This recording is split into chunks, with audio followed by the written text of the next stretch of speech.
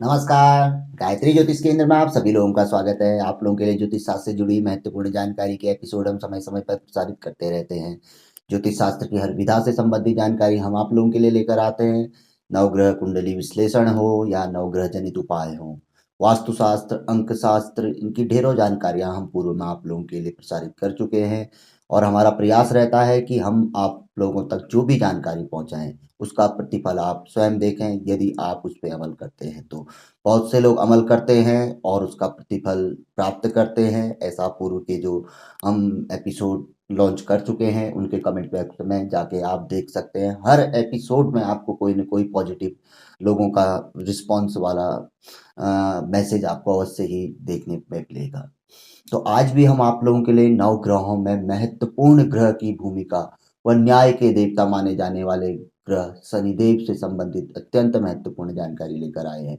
शनिदेव को प्रसन्न करने हेतु एवं उनके कुप्रभाव को समाप्त करने हेतु, उनका सुफल प्राप्त करने हेतु एक ऐसा सिद्ध, चमत्कारी और रामबाण उपाय जिसे हम कह सकते हैं कि यदि हम करें तो लाभ हम अपनी आंखों से देखेंगे। दूसरे के कहने सुनने से कोई प्रभाव या फर्क नहीं पड़ता। मैं भले ही कितना ही कहूँ कि कुछ भी, जब आप आजमाएंगे तो प्रतिफल आप अवश्य ही देखेंगे।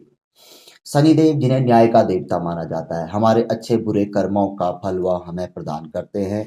ऐसा नहीं है कि अगले जन्म में करते हैं, इसी जन्म में हमें देखने में आता है, क्योंकि वो न्याय के देवता हैं।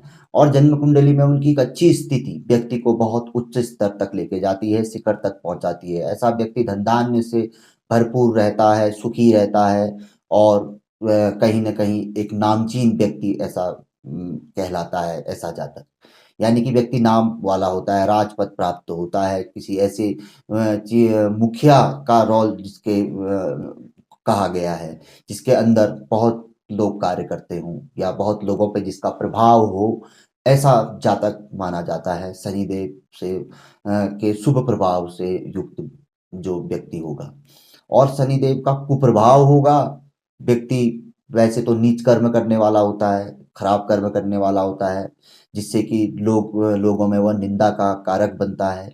और इसके अतिरिक्त हमेशा धन दान्य से दूर रहता है, दारिद्र्य जैसा उसे लगे रहता है और हमेशा पीड़ित रहता है किसी न किसी प्रकार से। ऐसा शास्त्र कहता है, हम नहीं कहते हैं। तो शनिदेव अगर रुष्ट हो गए तो व्यक्ति को राजा से रंक बना देते हैं और प्रसन्न हो गए तो रंक से राजा बना देते हैं। तो जब वह रंक बनाते हैं तो उस समय पे व्यक्ति के साथ ऐसी स्थिति आती है कि व्यक्ति वह क्या करे। व्यक्ति अब बिल्कुल हार जाता है, थक जाता है कि जो भी वो प्रयास करता है कहीं से उसे सफलता नहीं मिलती है। कभी-कभी ऐसे व्यक्तियों के मन में ऐसा ख्याल भी आता है कि जीवन लीला को समाप्त कर दिया जाए। क्योंकि शनि, राहु, केतु के ऐसे ग्रह हैं, जब यह रुष्ट हो जाते हैं और बहुत ज़्यादा ये खराब हो जाते हैं तो व्यक्ति के मन में ऐसे विकार आने शुरू हो जाते हैं। तो ऐसे विचारों की उत्पत्ति यही ग्रह कराते हैं। तो शनिदेव को न्याय का देवता कहा गया है।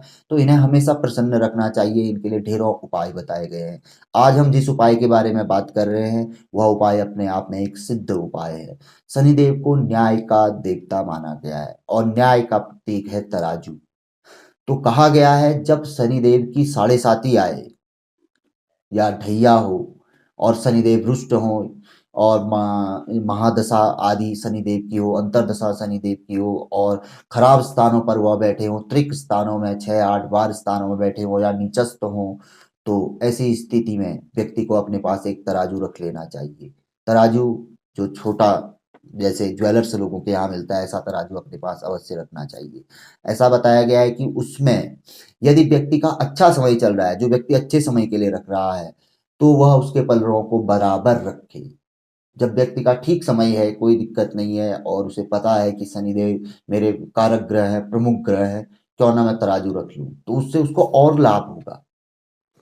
और इसके अतिरिक्त यदि व्यक्ति पीड़ित है, दुखी है और शनिदेव की पीड़ा से किसी भी प्रकार के उपाय से उसे मुक्ति नहीं मिल पा रही है, सब कुछ कर चुका है, नीलम रत्न तक धारण कर चुका है, तब भी उसे रिजल्ट नहीं मिल पा रहा है, तो ऐसी परिस्थिति में उसे उसके एक पलड़े में मुद्रिका रखनी चाहिए। स्वर्ण मुद्रिका रख सकता है, यानी कि कोई घर में सोने का सिक्का हो या सोने की कोई अंगूठी आदि कुछ भी हो तो उसको रख सकता है। ऐसा ना हो तो चांदी का सिक्का आदि रख सकता है। ऐसा कुछ ना भी हो तो कोई अच्छा एक डॉलर जो गोल्डन कलर के आजकल 5 या 10 के आते हैं, उसको रख सकता है। मुद्रिका का अर्थ ये है।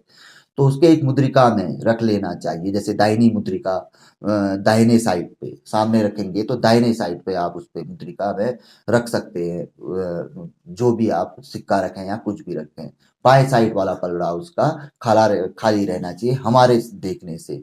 यानी कि उसका बाएं पलड़ा दबा होगा तराजू का, उसकी ओर से। तो हमारे सामने से उसके दाहिने, जैसे तराजू रखा है तो दाहिने साइड पे मुद्रिका रखनी है उसकी। तो ऐसा करने से, इसको शनिवार के दिन कर सकते हैं। शनिवार के दिन ही लाइए, सायकाल को 6:30 से 7:30 के बीच में अच्छा मुहूर्त रहता है। तो उस समय पे इसको स्थापित कर लीजिए किसी एक जगह पे, अपनी तिजोरी आदि में भी रख सकते हैं, किसी सुरक्षित स्थान पर रखिए और ऐसा कर लीजिए। आप खुद देखेंगे 1 महीने में ही आपको इसका चमत्कारिक प्रतिफल देखने में आएगा। ये एक ऐसा सिद्ध उपाय है जिसे बड़े बड़े ज्योतिषी लोग बताते हैं, लेकिन हर कोई इस उपाय को नहीं जानता है। तो आप कर सकते हैं, कई जगह पे इसका वर्णन है।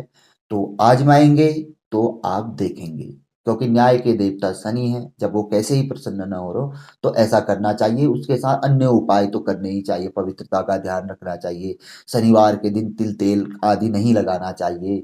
और इसके अतिरिक्त संभव हो सके तो शनि मंदिर में जाके तिल के तेल का दीपक जलाए, पीपल का वृक्ष रहता है, बड़ का, आंवले का आदि में वहाँ पे जल चढ़ाए। और कोई जैसे मतलब क्या कहते हैं, जो दान योग्य व्यक्ति होते हैं उनको दान दीजिए। लूला लंगड़ा कोढ़ी साधु सन्यासी अपाहिज ऐसे जो व्यक्ति होते हैं, जो बाहर खड़े रहते हैं शनि मंदिर शिव मंदिर पे, तो उनको अवश्य ही दान आदि दीजिए। तो इससे क्या है कि शनिदेव प्रसन्न होंगे। और साथ में इस उपाय को कर लीजिए, अत्यंत ही आप देखेंगे, आप इस एपिसोड को ही ढूंढेंगे। तो ये बहुत अच्छा और सिद्ध उपाय है, जरूर आजमाएं। हम उम्मीद करते हैं कि आप इसमें सफल भी रहेंगे। तो जानकारी बहुत अच्छी थी, पसंद आए तो आगे बढ़कर आप शेयर कर सकते हैं, वीडियो को लाइक कर सकते हैं। हमेशा ही हम आप लोगों से कहते हैं, आग्रह करते हैं, नए लोगों से आग्रह रहता है कि गायत्री ज्योतिष केंद्र के साथ जुड़े, चैनल को सब्सक्राइब करें, बेल आइकन दबाएं। बहुत अच्छी जानकारी है गायत्री ज्योतिष केंद्र की, कभी न कभी कहीं न कहीं यह जरूर काम आएगी। तो मिलेंगे ऐसी ही किसी बहुत अच्छी जानकारी के एपिसोड के साथ अगले वीडियो में। तब तक के लिए नमस्कार, जय श्री राम, जय श्री कृष्णा, ओम नमः शिवाय।